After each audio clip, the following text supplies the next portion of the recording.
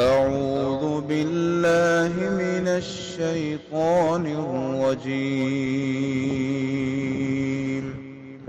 بسم الله الرحمن الرحيم. السلام علیکم ورحمۃ اللہ وبرکاتہ۔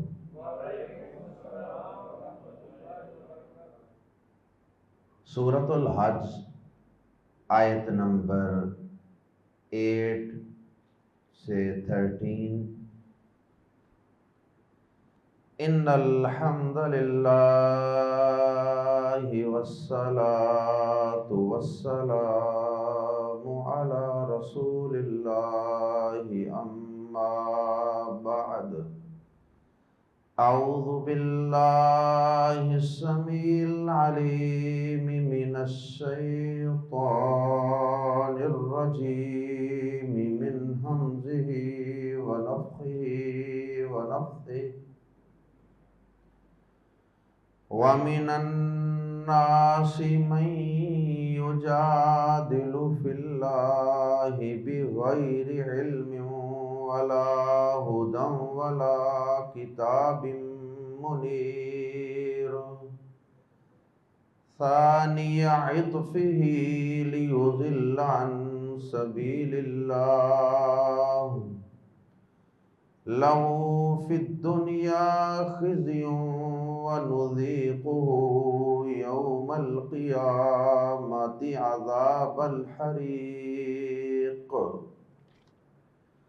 ذَلِكَ بِمَا قَدَّمَتْ يَدَاكَ وَأَنَّ اللَّهَ لَيْسَ بِظَلَّامٍ لِلْعَبِيدِ۔ وَمِنَ النَّاسِ مَن يَعْبُدُ اللَّهَ عَلَى حَرْفٍ فَإِنْ أَصَابَهُ خَيْرٌ اطْمَأَنَّ بِهِ وَإِنْ أَصَابَتْهُ فِتْنَةٌ انقلب عَلَى وَجْهِهِ خَسِرَ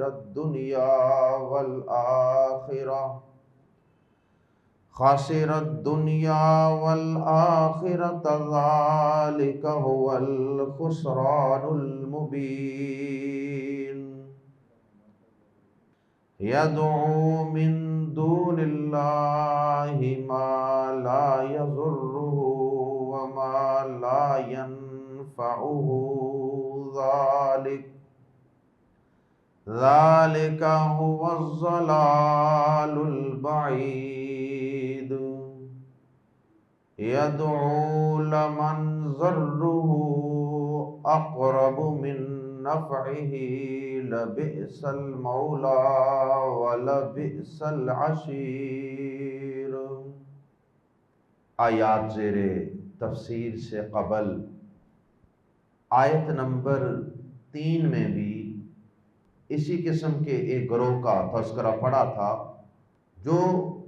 بغیر علم کے مختلف قسم کے جھگڑوں میں پڑا رہتا ہے، اللہ کے بارے میں بحثیں کرتا ہے، مرنے کے بعد زندہ ہونے کے عقیدے کو وہ شک کی نگاہ سے دیکھتا ہے، اور اسی قسم کا ہی انداز آیت نمبر 8 میں بھی اللہ رب العزت نے ان لوگوں کے متعلق اختیار فرمایا ہے۔ وَمِنَ النَّاسِ مَن يُجَادِلُ فِي اللَّهِ بِغَيْرِ عِلْمٍ۔ اگرچہ یہاں کچھ آگے مزید 2 الفاظ کا اضافہ بھی ہے۔ سوال یہ ہے کہ اس آیت میں اور اس آیت میں جن کے الفاظ بظاہر ملتے جلتے ہیں، دونوں میں آخر کیا فرق ہے؟ تو فرق اہل علم نے یہ بیان فرمایا ہے کہ وہاں تذکرہ تھا ان گمراہ لوگوں کا جو کسی کے پیچھے چلتے ہیں، کسی شیطان کے، چاہے وہ شیطان انسانوں میں سے ہے چاہے جنوں میں سے، وہ کسی شیطان لیڈر کے پیچھے چلتے ہیں، کسی گمراہ کرنے والے پیشوا رہنما کے پیچھے چل پڑتے ہیں، اور کسی کے پیچھے لگ کر وہ لائی لگ خود گمراہ ہو جاتے ہیں اور پھر لوگوں سے بھی بغیر علم کے بحثیں کرتے رہتے ہیں. خود انہیں کچھ پتہ نہیں اللہ کے بارے میں، آخرت کے بارے میں، دین کے بارے میں، ان کے پاس بالکل کوئی علم نہیں. تو وہاں تذکرہ تھا فضول اور بغیر علم کے بحثیں کرنے والی عوام کا، اور یہاں تذکرہ ہے بغیر علم کے بحث و تکرار کرنے والے لیڈروں کا، سرداروں کا. سردار ہونے کے لیے کوئی علم کا ہونا ضروری تو نہیں ہے. جاہل انسان بھی سردار ہو سکتا ہے، کیونکہ جب عوام جاہل ہے تو پھر وہ اپنے لیڈر جو منتخب کرے گی وہ بھی اکثر جاہل ہی ہوتا. تو یہاں فضول بحثیں اور بے بنیاد اور بے علم بحثیں کرنے والے لیڈروں اور سرداروں کا تذکرہ ہے، جو بغیر علم کے، بغیر کسی دلیل کے، ہدایت کے، کتاب کے، آسمانی وحی کے بغیر وہ لوگوں کے ساتھ بحثیں کرتے رہتے ہیں، ڈبیٹیں کرتے رہتے ہیں، اللہ پر، آخرت پر، مرنے کے بعد کی زندگی پر اعتراضات کرتے رہتے ہیں، اور اسلام پر بھی اعتراضات کی بوچھاڑ کرتے رہتے ہیں. لیکن علم پلے کوئی نہیں، علم سے کورے ہیں. ان کا فرق یہ ہے کہ یہ خود ہی گمراہ نہیں ہوتے، بلکہ یہ چونکہ ان کے اندر لیڈرشپ کی کچھ کوالٹیز ہوتی ہیں، لوگ ان کو سردار اور اپنے بڑے اور امام اور لیڈر اور قائد ماننے کے لیے تیار ہو جاتے ہیں، اس لیے یہ خود تو گمراہ ہوتے ہی ہوتے ہیں، یہ آگے لوگوں کو بھی گمراہ کرتے ہیں. ان کی بحثوں کا مقصد صرف اپنی ذات نہیں ہوتی، بلکہ اپنی ذات سے باہر نکل کر دوسرے لوگوں کو بھی یہ ان بحثوں اور ان ڈبیٹوں کے ذریعے سے گمراہ کرنا چاہتے ہیں. تو یہ ان گمراہ قسم کے سرداروں کا تذکرہ ہے، اور ان کے تکبر کا اور ان کی جہالت کا تذکرہ ہے، اور پھر ان کو ملنے والی سزا اور عذاب کا تذکرہ ہے دنیا اور آخرت میں. اس کے بعد پھر اللہ رب العزت نے آیت نمبر 11 سے تذکرہ فرمایا ان لوگوں کا، ان بادیہ نشینوں کا، ان اعرابیوں کا جو مدینہ منورہ کے قرب و جوار میں رہتے تھے، اور وہ مدینہ منورہ میں آتے تھے اسلام کا سن کر کہ وہاں ایک دین آیا ہے، ایک پیغمبر آیا ہے. مدینہ منورہ میں حاضر ہوتے، اور عبداللہ بن عباس رضی اللہ تعالی عنہ جو ترجمان القرآن، مفسر قرآن ہیں، وہ فرماتے ہیں کہ صحیح بخاری میں یہ حدیث ہے، وہ بیان فرماتے ہیں کہ مدینہ منورہ میں کچھ بادیہ نشین، کچھ قرب و جوار میں بسنے والے قبائل آتے، آ کر اسلام قبول کرتے، وہاں پر رہتے، اور اگر تو اس ڈیوریشن میں، اس پیریڈ میں جو وہ مدینہ میں آ کر گزارتے اسلام قبول کرنے کے بعد، اگر تو اس دوران ان کی بیوی کے ہاں بچہ پیدا ہوتا، اسی طرح ان کے جو جانور ہیں جیسے گھوڑی ہے، اونٹنی ہے، تو اگر ان کے جانور بھی بچے پیدا کرتے، یعنی ان کے ہاں بھی بچوں کی پیدائش ہوتی، اونٹنی نے بچہ دیا ہے، جناب میری بکری نے بچہ دیا ہے، تو اگر اس طرح ہوتا تو وہ مطمئن ہو جاتے اسلام پر، اسلام پر مطمئن ہو جاتے، بھائی بہت اچھا دین ہے، یہاں آنے سے ہمیں بڑی برکتیں ملی ہیں، کمال ہے. لیکن اگر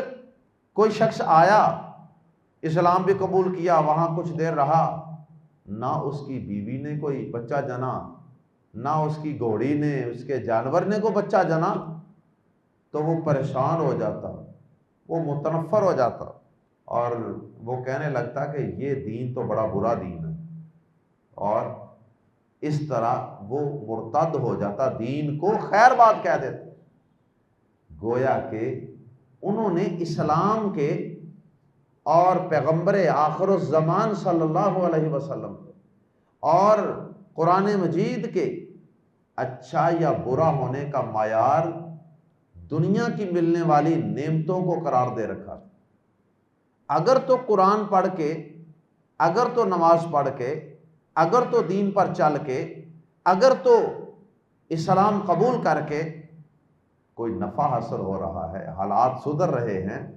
تو کیا بات ہے جی، یہ تو بڑا کمال کا دین ہے۔ اور اگر ان حالات کے اندر کوئی مشکل وقت آ گیا اسلام پر، مسلمانوں پر، تو جناب وہ کہتا ہے جی یہ تو دین اچھا نہیں ہے، یہ تو سچا دین نہیں ہے، اور باغ کھڑا ہوتا ہے دین اسلام سے، مرتد ہو جاتا ہے۔ ایسے حالات کے اندر ایسے لوگوں کے متعلق یہ آیت مبارکہ نازل ہوئی، وَمِنَ النَّاسِ مَن يَعْبُدُ اللَّهَ عَلَى حَرْفٍ، لوگوں میں سے کچھ لوگ ایسے ہیں کہ جو کنارے پر رہ کر اللہ کی عبادت کرتے ہیں، وہ صحیح طرح لگوٹا کس کے وہ دریا کے اندر، نہر کے اندر، پانی کے اندر نہیں اترتے، کنارے کنارے پر رہتے ہیں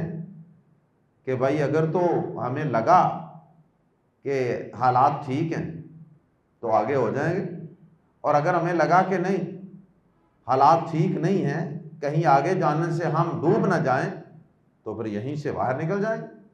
ایسے سمجھ لیجئے کہ ایک آدمی کنارے پر کھڑا ہے، ایک پاؤں کشتی میں رکھ لے، ایک باہر رکھ لے، حالات کے مطابق فیصلہ کر لوں گا۔ تو ایسے لوگ، یہ منافقانہ روش والے لوگ، یہ اللہ کو ہرگز پسند نہیں۔ اور یہاں ملتی جلتی ایک بات مجھے یاد آ رہی ہے، کئی لوگوں کو جب بتایا کہ بھائی آپ کا بزنس، آپ کی جاب، آپ کی نوکری یہ سراسر حرام نوکری ہے، مثال کے طور پہ سود کا لین دین کر رہا ہے، سود کی جناب وہ گواہیاں ڈال رہا ہے، سود کا ریکارڈ رکھ رہا ہے، سود کی کوئی نوکری کر رہا ہے، یا کوئی بھی حرام کام کرنے والا کوئی شخص ہے، تو یہ اس کے پاس جا کے نوکری کرتا ہے، حرام کاروبار میں معاونت کرتا ہے۔ اللہ اکبر۔ اب ایسا شخص، اس کو اگر سمجھایا جائے نا کہ پیارے بھائی یار یہ چھوڑو حرام کام، یہ بالکل غلط ہے، یہ ناجائز ہے، حرام ہے، چھوڑو اس کو، تو اکثر میں نے دیکھا ہے کہ ہوتے مسلمان ہیں، لیکن جواب آگے سے یہ ہوتا ہے کہ جی کوئی اچھا کام ملے گا نا تو چھوڑ دیں،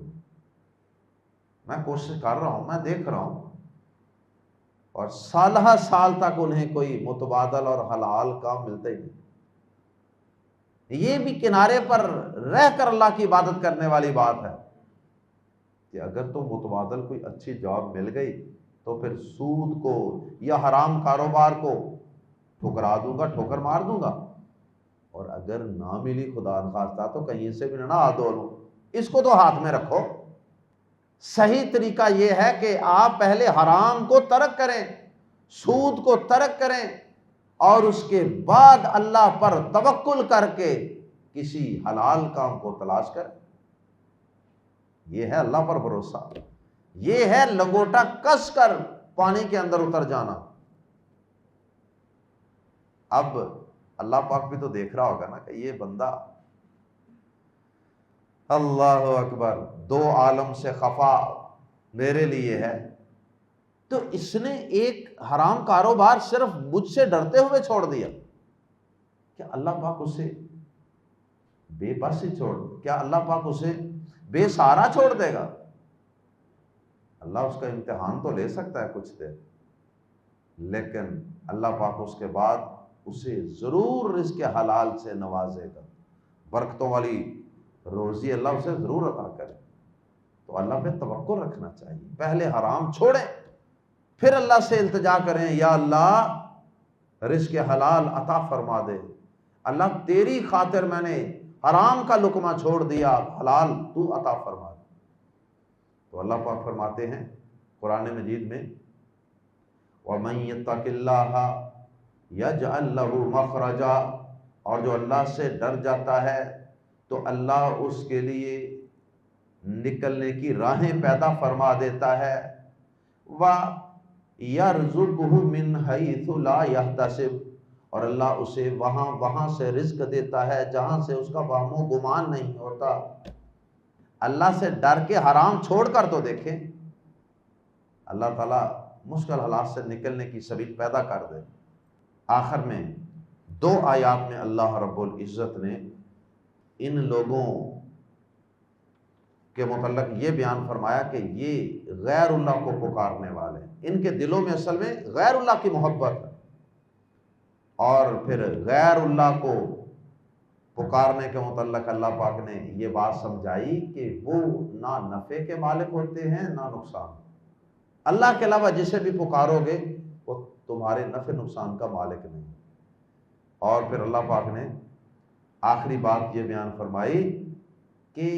یہ غیر اللہ کو پکارنے والے، اللہ کے علاوہ کسی اور مخلوق کو پکارنے والے، کسی اور ہستی کو پکارنے والے، کسی زندہ کو، کسی مردہ کو، کسی نیک کو، کسی بد کو، کسی کو بھی پکارنے والے ہیں. کسی شجر کو، کسی حجر کو، کسی پتھر کو، کسی قبر کو، کسی مورتی کو، کسی بھی چیز کو اللہ کو چھوڑ کر جو پکاریں گے تو اللہ تعالیٰ فرماتے ہیں کہ ان کو پکارنے کا نفع تو ملنا دور کی بات، بلکہ ایسے لوگ نفع کی بجائے خسارہ اور نقصان اٹھانے والے. آئیے قرآن مجید کے الفاظ میں پڑھتے ہیں. وَمِنَ النَّاسِ، اور لوگوں میں سے، من کوئی وہ ہے یا بعض وہ ہے یا بعض وہ ہیں، من یجادل جو جھگڑا کرتا ہے، فی اللہ اللہ کے بارے میں، یعنی اللہ کی صفات کے بارے میں، اللہ کے اختیارات کے بارے میں، اللہ کی توحید کے بارے میں، اللہ کے وجود کے بارے میں، بغیر علم بغیر علم کے، ولا ہدن، یہاں لا جو ہے یہ بھی بغیر کے معنی میں، یا یوں سمجھ لیجئے بغیر علم و بغیر ہدن و بغیر کتاب منیر، 3 چیزوں کے بغیر. بغیر علم بغیر کسی علم کے، ولا ہدن اور بغیر کسی ہدایت کے. نکرہ ہیں تینوں الفاظ، علم، ہدن، کتاب منیر، اس لیے ہم ترجمہ کر رہے ہیں بغیر کسی علم کے اور بغیر کسی ہدایت کے، ولا کتاب منیر، اور بغیر کسی روشن کتاب کے. 3 چیزوں کا اللہ پاک نے تذکرہ فرمایا. یعنی یہ ان کی جہالت کو بیان کرنے کے لیے اللہ پاک نے پورا ایک مبالغے کا انداز اختیار کیا ہے کہ سب سے پہلے،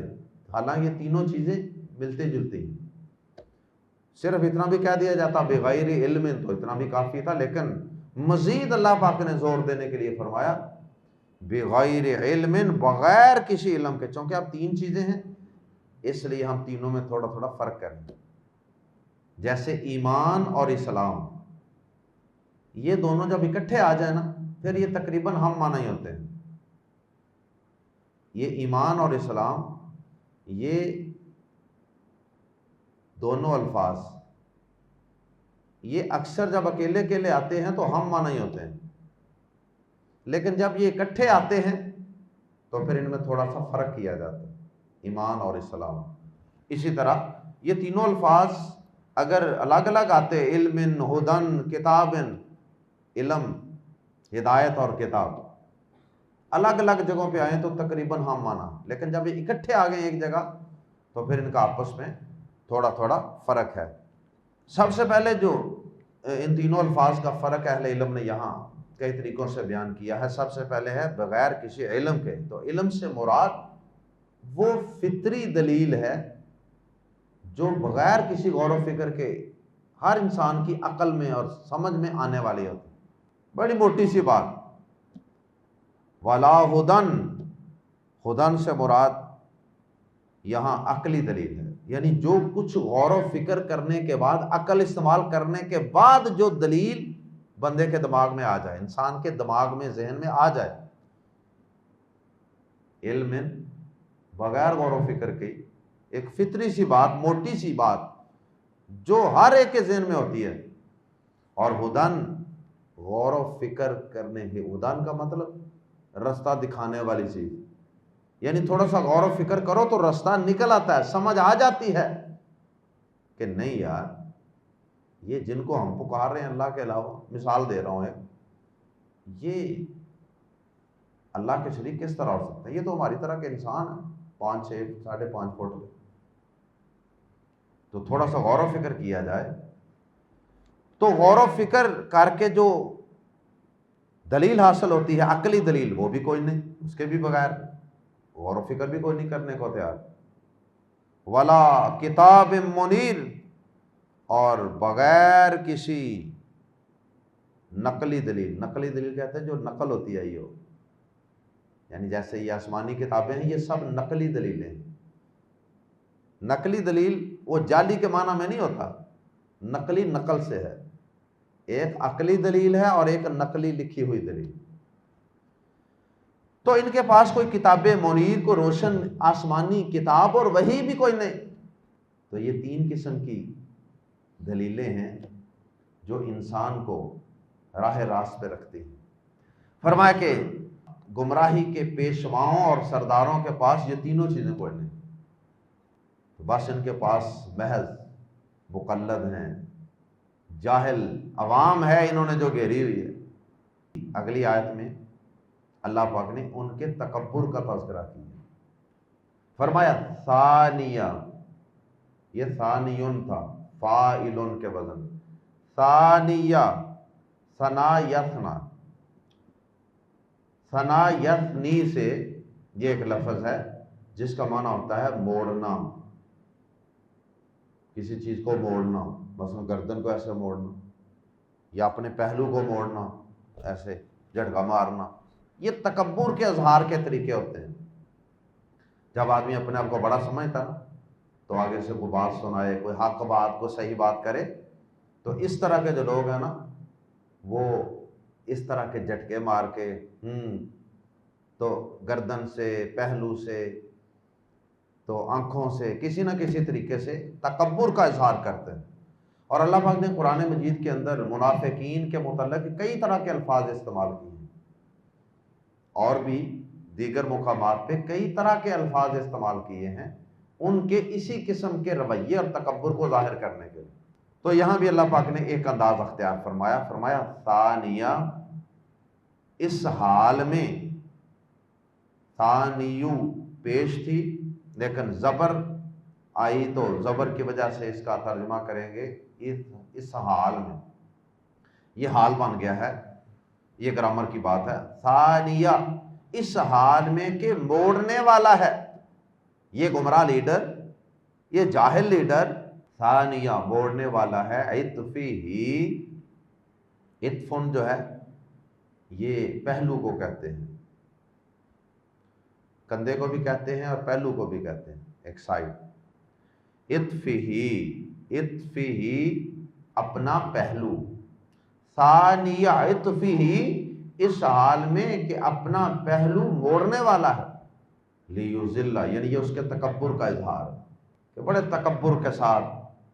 وہ لوگوں کو اللہ سے دور کرتا ہے اور جہالت پر لوگوں کے ساتھ بحثیں کرتا ہے، لی تاکہ یذل، وہ گمراہ کرے۔ یہ جو یذل ہے نا، یہاں سے پتہ چلا ہے کہ یہ سرداروں کا، لیڈروں کا تذکرہ ہو رہا ہے،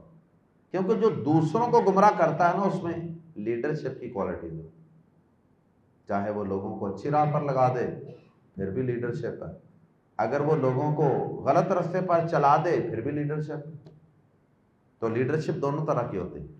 لیذل، تاکہ وہ گمراہ کر دے، عن سبیل اللہ، اللہ کے راستے سے، لہو، اس کے لیے ہے یا اسی کے لیے ہے، لہو شروع میں آ گیا اس لیے ہم ترجمہ کر سکتے ہیں اسی کے لیے ہے،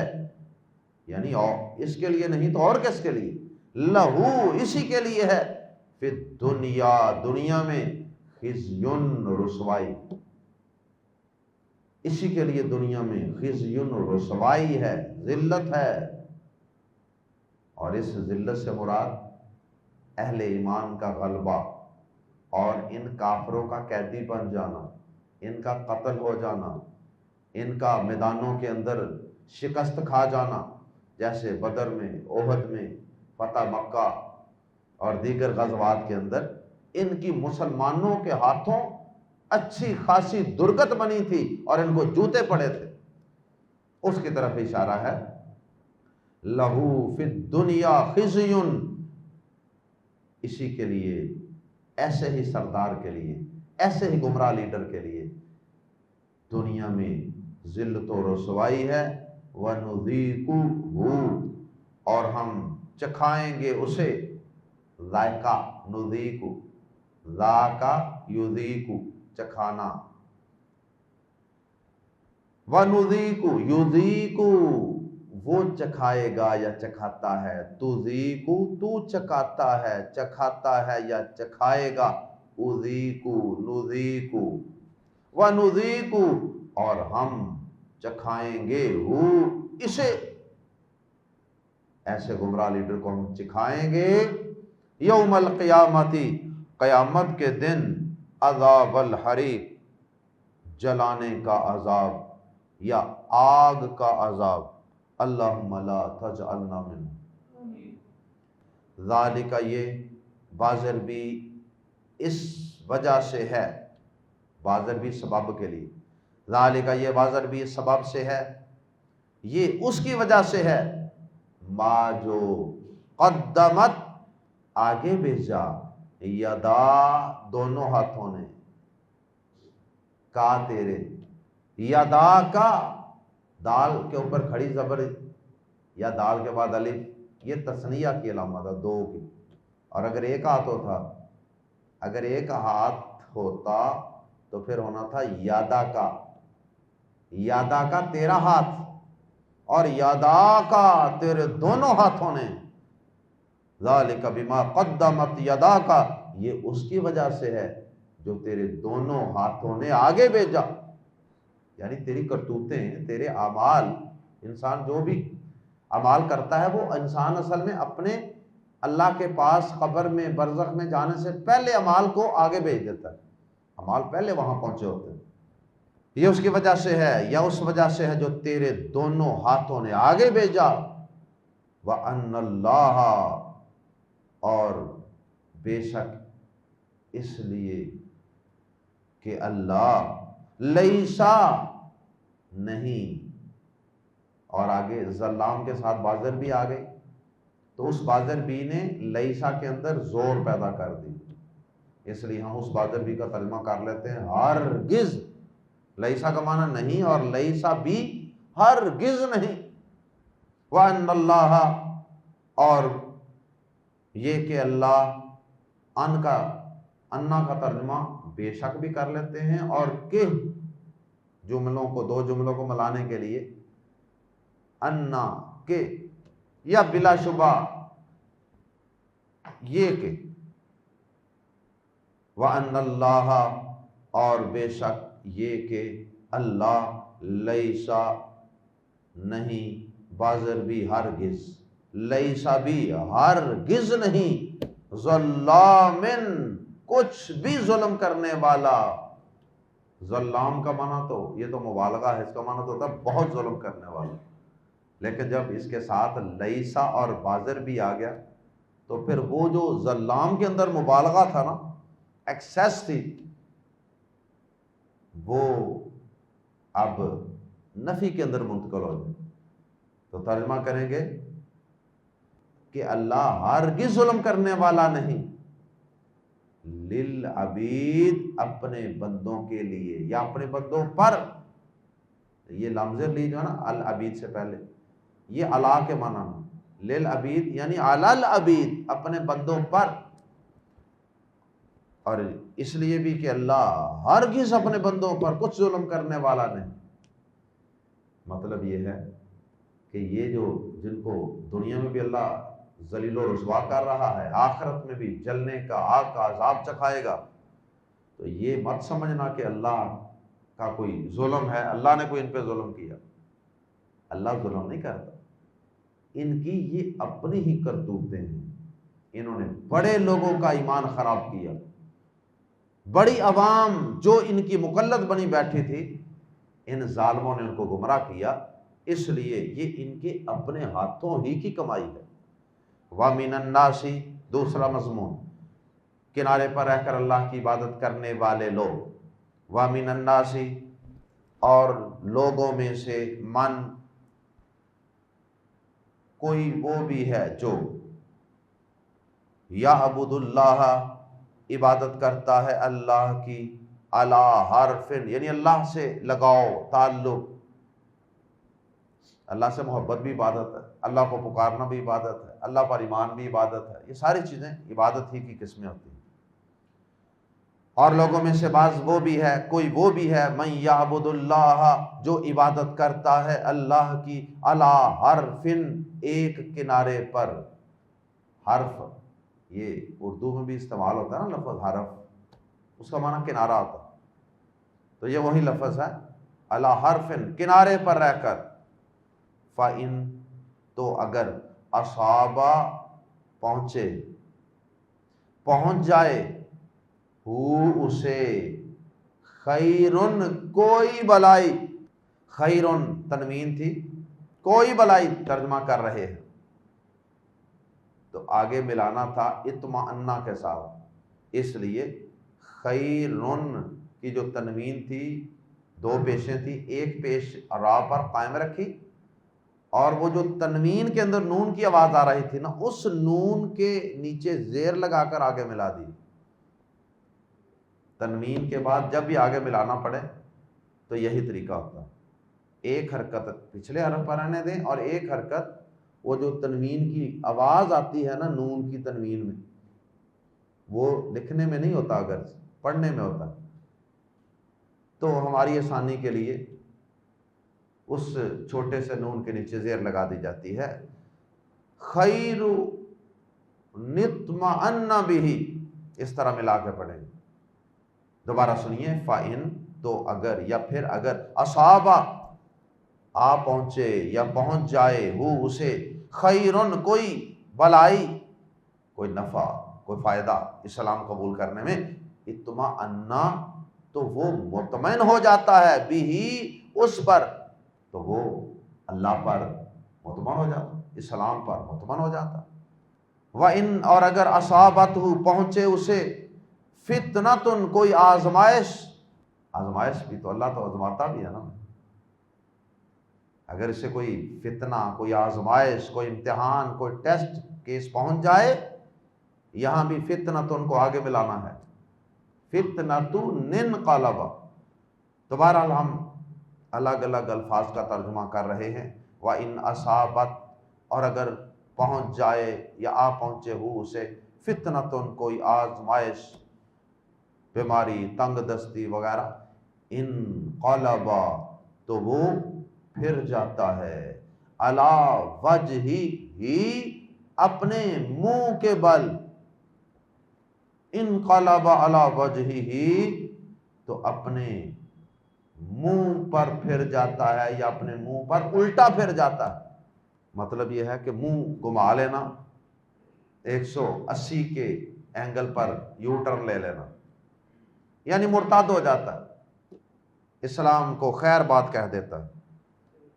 خسرت دنیا، دنیا کا نقصان، اس نے دنیا کا نقصان اٹھایا، والآخرہ، اور آخرت کا بھی، دنیا کا نقصان بھی اٹھایا اور آخرت کا بھی، کہ دنیا میں بھی وہ ذرا مشکل وقت آیا، مرتد ہو کے بھاگ گیا، اور آخرت کے اندر تو پھر ایسے منافقوں کا ٹھکانہ جہنم کے سب سے نچلے درجوں میں۔ ذالک هو الخسران المبین، یہی تو واضح صریح نقصان ہے،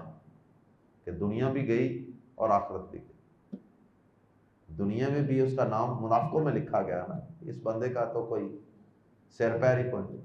کبھی آتا ہے اسلام کی طرح، کبھی پیچھے ہٹ جاتا ہے۔ دنیا میں بھی اسلام سے، مسلمانوں سے کوئی فائدہ نہیں اٹھا سکتا، اور آخرت بھی برباد کروا لے۔ اور آگے اللہ پاک نے ان کے شرک کا تذکرہ کیا، غیر اللہ کو پکارنے کا، ان گمراہوں کے غیر اللہ کو پکارنے کا تذکرہ۔ یدعو، وہ پکارتا ہے، من دون اللہ، اللہ کے سوا۔ من دون اللہ کی وضاحت میں عرض کر چکا، اللہ کے علاوہ ہر مخلوق، من دون اللہ، اللہ کے سوا، ما جو لا یضر، نہیں نقصان پہنچاتی ہو اسے، وما، اور جو لا ینفع ہو، نہیں نفع دیتی اسے۔ یہ اللہ کے سوا اس چیز کو پکارتا ہے جو اسے نقصان نہیں پہنچاتی، جو اسے نقصان نہیں پہنچاتی، اور اس چیز کو جو اسے نفع نہیں دیتی۔ ذالک، یہ، ہوا الضلال، یہ ہوا اور الف لام لگانے سے اس میں ہی کا معنی پیدا ہو گیا، تو ترجمہ کریں گے یہ ہی الضلال، گمراہی ہے، البعید، دور کی، یہ ہی دور کی گمراہی ہے، کا مطلب کہ یہ نہیں تو پھر اور کون سی گمراہی؟ اگر اللہ کے علاوہ کسی اور کو پکارنا بھی گمراہی نہیں تو پھر تو اس کائنات میں گمراہی آئی کون؟ ذالک هو الضلال البعید، یہی تو دور کی گمراہی، سیدھے رستے سے تھوڑا سا نہیں، بہت دور چلے جانا۔ یدعو، وہ پکارتا ہے، لام زبر لا، یقیناً، لام تاکید ہے، من، اسے، کسے پکارتا ہے؟ ضرہ، کہ اس کا نقصان، اقرب، زیادہ قریب ہے، من نفعہ، اس کے نفع سے۔ یدعو لمن ضرہ اقرب من نفعہ، یہ اسے پکارتا ہے یا وہ اسے پکارتا ہے کہ یقیناً اس کا نقصان اس کے نفع سے زیادہ قریب ہے۔ نفع ملنا تو بڑی دور کی بات، الٹا نقصان ملے گا غیر اللہ کو پکارنے۔ پہلا نقصان تو یہ ہوگا نا، جب غیر اللہ کو پکارا فوراً اہل توحید سے نام کاٹ کر اہل شرک میں اس کا نام لکھ دیا گیا اور تمام اعمال ضائع۔ اور دوسرا، وہ ایک دھوکے میں مبتلا رہا بیچارہ کہ میں پکار رہا ہوں، مجھے فائدہ حاصل ہوگا، میری مصیبت دور ہوگی، حالانکہ وہ جتنا مرضی پکارتا رہے کچھ نہیں ملتا۔ لبئس المولا، لم زبر لا، بلا شبہ، بئسا، برا ہے وہ، لبئس المولا، بلا شبہ وہ برا دوست ہے، بلا شبہ وہ برا ہے، المولا،